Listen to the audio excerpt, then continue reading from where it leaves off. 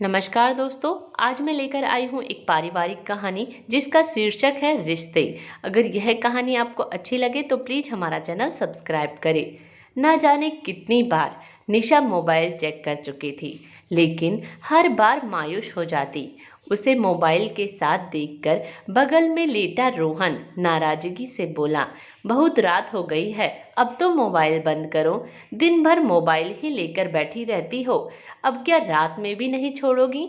सो जाओ, वरना सुबह उठ नहीं पाओगी और फिर दिन भर चिक चिक करोगी।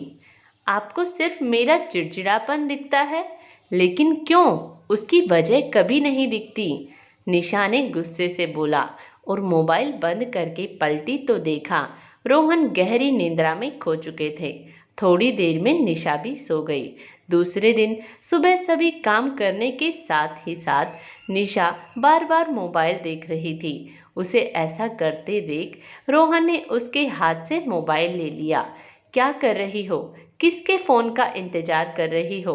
कल से देख रहा हूँ, रात में भी बार बार उठकर पता नहीं क्या देख रही थी। रोहन की बात सुनकर निशा चिढ़ गई। परेशान ना हो, इतनी जल्दी और आसानी से आपका पीछा नहीं छोड़ने वाली। मैं सिर्फ व्हाट्सएप मैसेज और स्टेटस देख रही थी और हर बार की तरह इस बार भी निराशा ही हाथ लगी। तुम फिर उस बात को लेकर बैठ गई।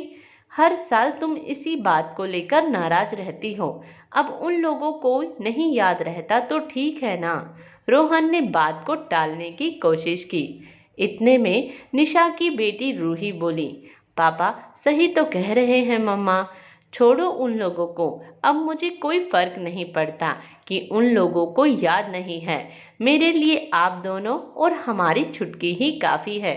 बड़ी बेटी रूही ने निशा के गले लगते हुए कहा और पास ही बैठी छोटी बेटी नैना भी बोल पड़ी, हाँ हमें कोई फर्क नहीं पड़ता। बेटियों की बात सुनकर निशा ने रोहन को देखा तो उसने इग्नोर कर दिया। रोहन ऑफिस चला गया, रूही कॉलेज और नैना स्कूल। सबके जाने के बाद निशा ने अपनी बहन को फ़ोन लगाकर सब बताया तो उसने भी यही कहा कि क्यों दिल पर लेती हो, इतने साल हो गए, अभी क्यों अपेक्षा रखती हो? जब वह लोग याद ही नहीं करते तो तुम भी मत याद करो।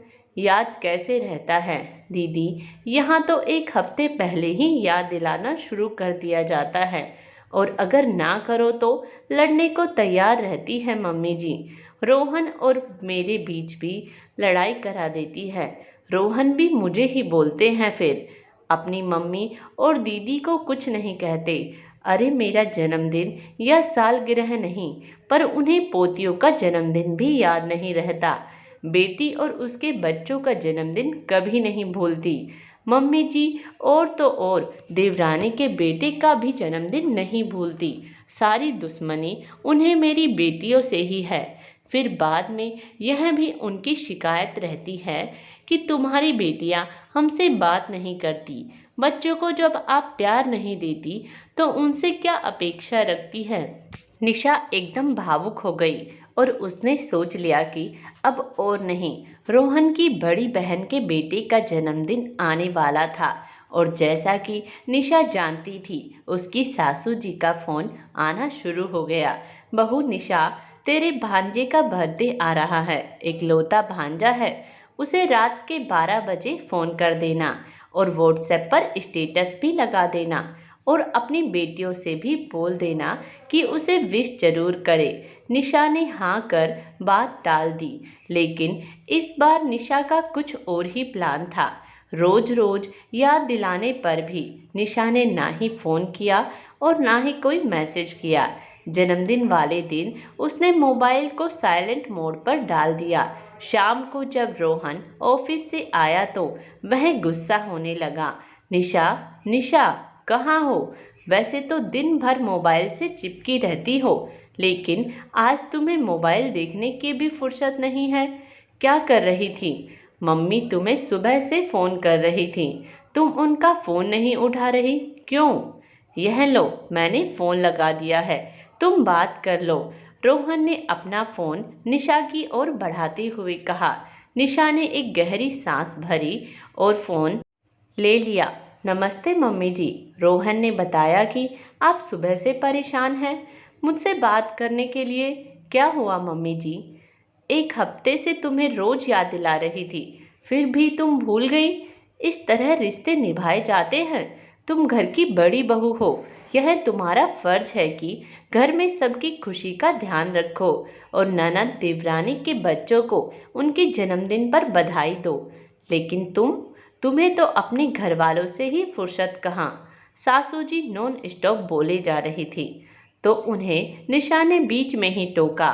सारे फर्ज बड़ी बहू और बड़ी भाभी के होते हैं, आपका और देवरानी जी का। मेरे और मेरी बेटियों के प्रति कोई फर्ज नहीं है। हर बार मुझसे ही क्यों उम्मीद रखी जाती है? क्या बोल रही हो निशा? कुछ होश है? उधर से सासू जी ने तुनक कर बोली। रोहन भी आश्चर्य से निशा को देख रहा था। आपको सबका जन्मदिन याद रहता है, सिर्फ मेरी बेटियों को छोड़कर। अभी 15 दिन पहले रूही का जन्मदिन था, तब आप में से किसी ने भी ना फ़ोन किया ना ही मैसेज किया।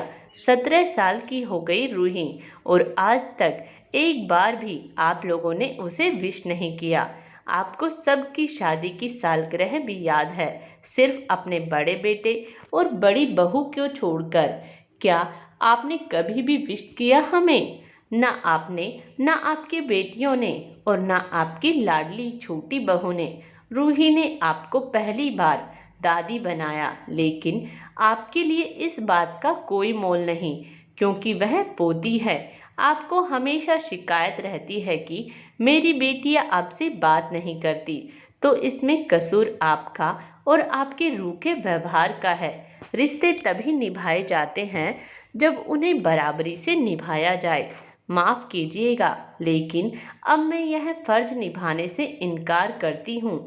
जहाँ मुझे और मेरी बेटी को सम्मान मिलेगा, सिर्फ वही रिश्ते मैं अब से निभाऊंगी।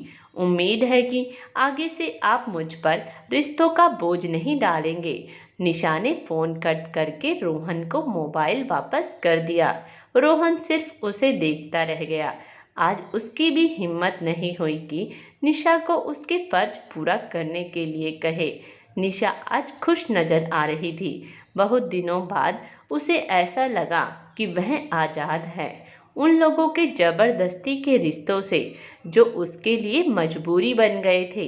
आपको क्या लगता है, निशा का अपनी सास को जवाब देना सही था? फिर जैसे चल रहा था वैसे ही चलने देती?